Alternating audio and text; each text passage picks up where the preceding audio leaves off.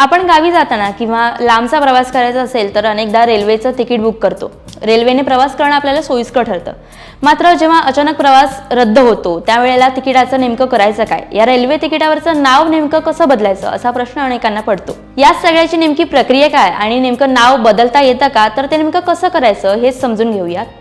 रेल्वेनं आरक्षित तिकिटावरील प्रवाशाचं नाव बदलण्याची सुविधा फक्त कन्फर्म तिकिटासाठी दिलेली आहे. या सुविधेचा लाभ घेण्यासाठी काही नियम आणि अटींचं पालन करावं लागतं.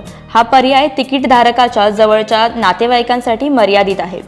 योग्य वेळेत रेल्वेच्या तिकीट बुकिंग काउंटरला भेट देऊन प्रवाशाचं नाव बदलता येतं. रेल्वेकडून ही सुविधा फक्त कन्फर्म तिकीटधारकांसाठी दिली जाते. वेटिंग लिस्ट किंवा RAC साठी ही सुविधा नसते. प्रवाशाचं नाव बदलायचं असल्यास ते फक्त जवळच्या नातेवाईकांमध्येच बदललं जाऊ शकतं. यामध्ये आई वडील, पती पत्नी, भाऊ बहीण, मुलगा मुलगी याशिवाय सरकारी कर्मचारी यांच्या विभागाच्या लेखी अर्जाच्या आधारे नाव बदलू शकतात. नियमानुसार रेल्वे सुटण्याच्या 24 तासांपूर्वी ही प्रक्रिया पूर्ण करावी लागते.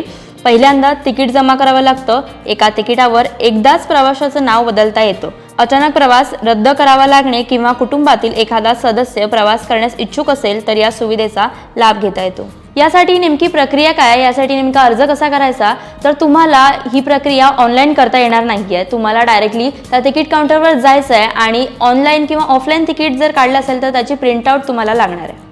काउंटरवर प्रवाशाचं नाव बदलण्याचा अर्ज करावा लागतो, ज्यामध्ये नव्या प्रवाशाच्या डिटेल्स लिहाव्या लागतात. रेल्वे तिकिटावरील ज्याचं नाव बदलायचं आहे आणि ज्याचं नाव त्यात नोंदवायचं आहे अशा दोघांचं आधार कार्ड, पॅन कार्ड किंवा मतदार ओळखपत्र यापैकी एक कागदपत्र द्यावं लागतं. सगळी कागदपत्र दिल्यावर कर्मचारी तुम्हाला वेगळी पावती देतील किंवा मग वेगळं तिकीट देतील. यासाठी तुम्हाला वेगळं नव्याने तिकीट काढायची गरज नाहीये किंवा ते तिकीट रद्दही करायचं नाहीये.